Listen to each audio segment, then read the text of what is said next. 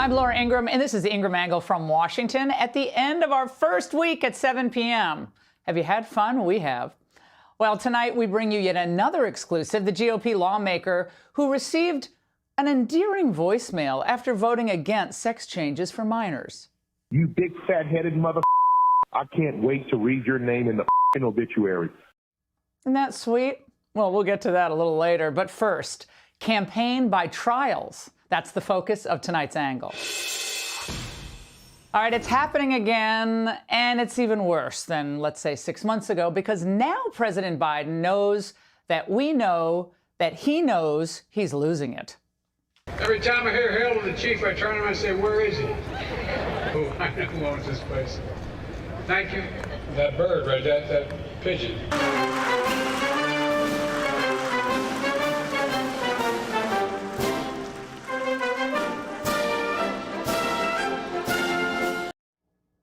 I mean, of course, most voters would like to direct Biden off the stage permanently. And it's so bad that master politician Nancy Pelosi can't even keep a straight face on the subject. Age is a relative thing. It is, and I think this president, our country is very well served by his leadership. He's a kid, but again, it's relative. He's younger than I am, so he's a kid to me as well. The president is. Oh my gosh! Did they go to the Kamala Harris School of Laughing? But don't you miss Nancy as Speaker? Well, Biden doesn't, because he thinks she still is. She's going to be my speaker her whole life, I think, my whole life. And I want to thank Nancy and her. There you are, Nan. Well, she's hiding behind that big guy. But seriously, given Biden's obvious and rapid decline, the Democrats know that they either need some astonishingly good luck in 2024 or some extra help from their friends. And they think they've found both. Now, check out the Republican primary calendar. It's kind of the usual stuff. The Iowa caucuses, January 15th. The New Hampshire primary, tentatively on the 23rd. Then Nevada's on February 6th, followed by South Carolina on the 24th. And then the big show, Super Tuesday on March 5th, where 15 states vote on the same day.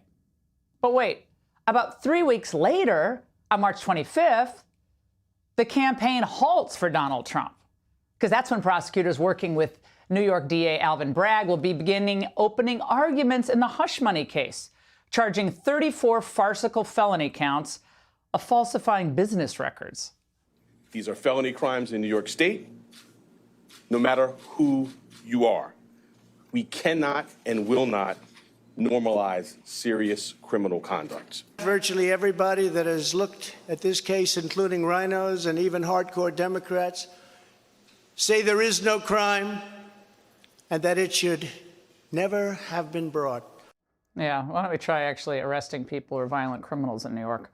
Well, of course, after that wraps, when a few months have passed, Trump will have to stop his campaign again on May 20th, this time to defend himself in the federal criminal court from charges stemming from his retention of classified documents. Now, Lord knows how long this is going to take, how many witnesses are going to be called, how many pretrial motions are going to be filed.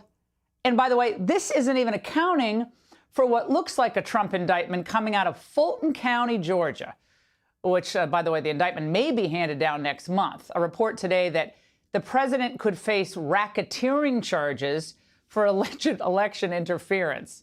Now, again, who knows when that trial would take place, the summer of 2024, right before the convention?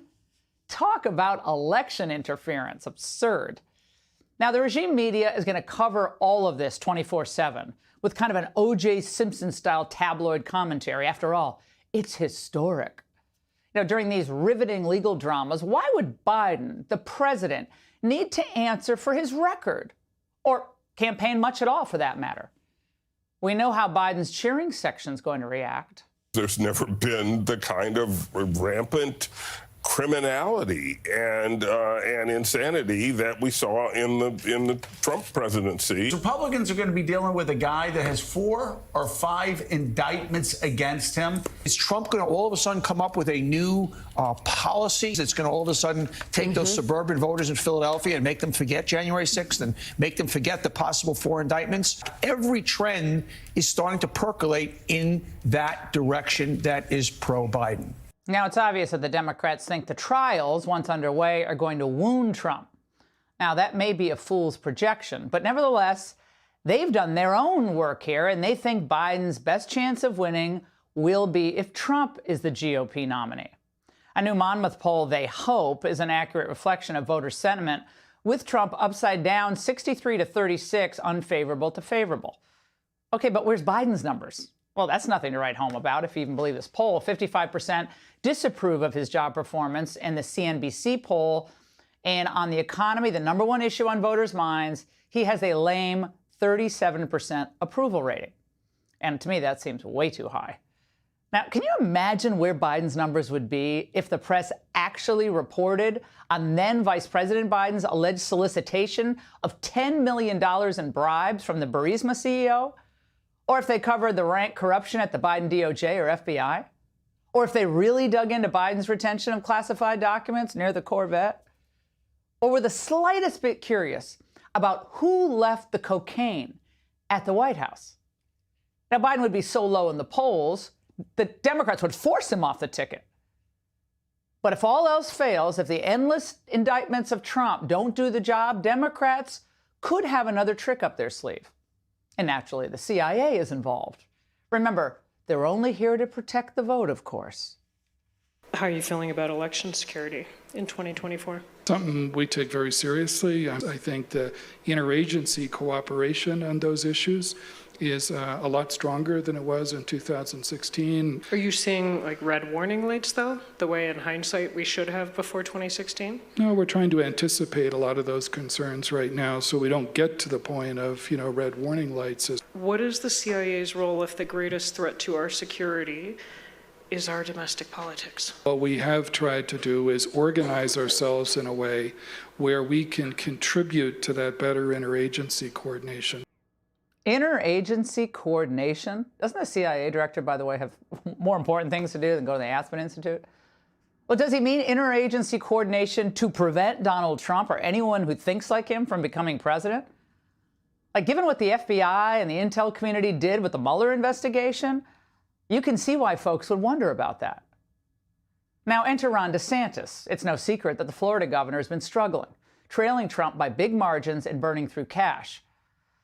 The media's pig pile on Trump has become a drumbeat against DeSantis as well, prompting his campaign to argue that this is because the Democrats see him as a greater threat for Biden to face. Nevertheless, it's clear that if DeSantis has a chance, he has to reverse perception.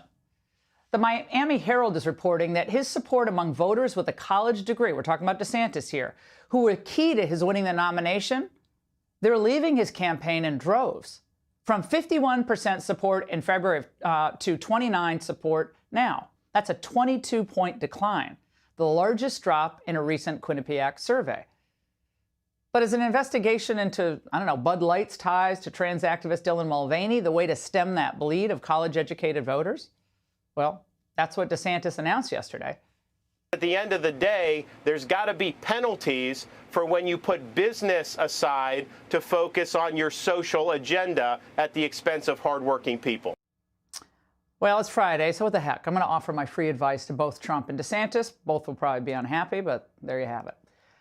As someone who's covered 7 previous presidential campaigns and worked for President Reagan, I think it's time that both of you candidates remember a few things. First, to Governor DeSantis. The voters in Ohio and Arizona and Pennsylvania, they don't know you very well, but they don't want to hear a litany of Florida accomplishments at this point, as great as they are. They want to know that you're going to be able to defeat Biden on the issue that is number one, the economy. So talk about the economy. What are your specific solutions to protect American jobs and bring down the price of energy?